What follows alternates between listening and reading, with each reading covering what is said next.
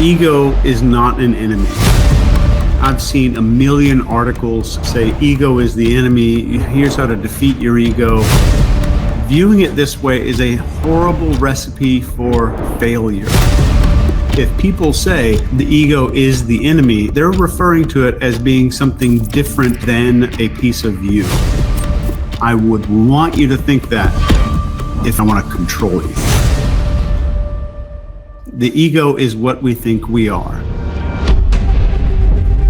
In the psychological sense, this term ego was popularized by Sigmund Freud and other psychologists like Carl Jung and Jane Lovinger. And at its core, the ego serves as this executive of the psyche. So it's kind of mediating between our base desires, what Sigmund Freud called the id, then society's rules on top of that, which he called the superego, and then the real world, if we can even say real anymore at this point.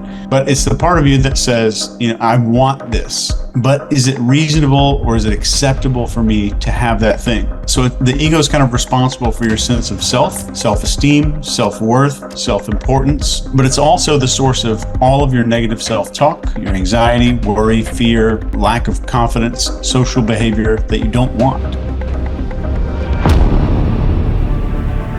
The first thing that's wrong with our ego, it can be excessively critical, and it tends to laser focus on shortcomings and mistakes, and then it downplays your strengths and accomplishments. Like, you didn't deserve that all the way. You didn't really deserve that. So this can lower self-esteem. It makes it difficult to approach strangers, start conversations, continue conversations with confidence because we're behind our eyes. The ego hates failure because it sees failure as a threat to your identity. Because I define myself based on external things. So the ego is extremely good at comparing you to others, and it does this to evaluate your worth, your credibility, your confidence. It has to compare to other people. Next, it makes you more reluctant to take a risk. So this prevents you kind of just stepping out of your comfort zone. It also overemphasizes social validation. So the ego seeks validation from all these external sources. To protect itself, an insecure ego will employ these defense mechanisms like rationalization, denial, projection, minimization. And this leads to insecurity and feelings of inadequacy. That's because we have unattainable standards from the media.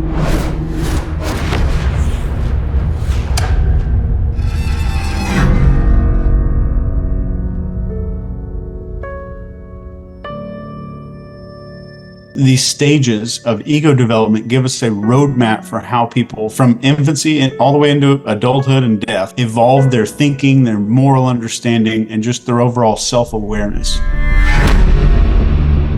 The model I'm going to give you tonight comes from this woman named Jane Lovinger.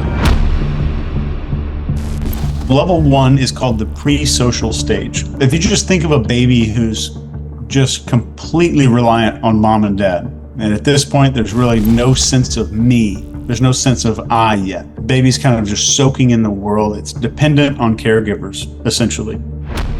The impulsive stage, just a couple of years. Now kids start to think, I'm my own person. They finally have this weird realization. They're all about what they want right this second. If you give them what they want, you're the hero. If not, you get a temper tantrum from the kid. Then we move into ego level 3. The self-protective stage. Kids who are starting to control these wild impulses. But guess what? If something goes wrong, it's never their fault. It's always somebody else's. So this is a self-protective stage. This is the first stage where some people stop. The conformist stage. Just picture school-age kids who really care about fitting in. Everything's black and white. There's a right and a wrong way to do things. No, I cannot wear those shoelaces. I can't wear that hoodie. I cannot do that at all. And their friends' opinions mean everything to them. It's a big deal. Self-aware stage. Most of us stop right here. And this is where we start questioning things and we start seeing that life has all of these weird shades of gray. And we're more self-aware, but we're still pretty tied to what society expects from us. The conscientious stage. As we mature even more, if we get to level 6, we start internalizing rules, thinking deeply about our behavior and that behavior's impact on other people. And it's not just about avoiding punishment, it's about doing what's right because we believe in it. This is where I talk about off-camera leadership. How are you acting off-camera when no one's there, no one's looking? The individualistic stage. People who celebrate individuality, they embrace differences, but they're also getting pretty good at dealing with complex internal stuff going on in their mind. And they're getting better at inner conflict management, inner dialogue. And these are the people who I would say know themselves. So level 7 is, I would just describe as knowing yourself.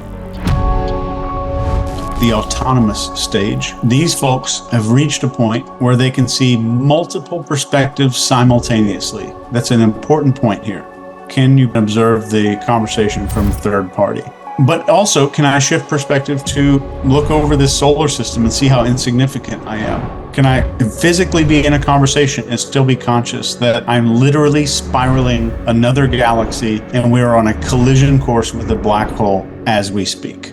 And these people just accept that life is complex. You notice what's going away as the ego goes up. Judgment, certainty is going away. Suffering is going away. And especially in level 8, the person regularly reflects on the lack of separation between themselves and other people. When they see someone else, they see, that's me. That's what these people are feeling. The integrated stage. This is unicorn territory. Very few people get to this. This is about wisdom and empathy and a deep inner sense of peace. And most people who are coaches at level 5 think even to themselves that they're at level 9. And you know what keeps them at level 5? The certainty of where they are on this chart. People at this stage have reconciled their inner conflicts and they truly understand themselves. They don't just know themselves, they understand themselves. That's the difference here. This is the first true point of fully 100% living, not thinking, living in a way that they see no separation between themselves, trees, or other people. And I mean trees.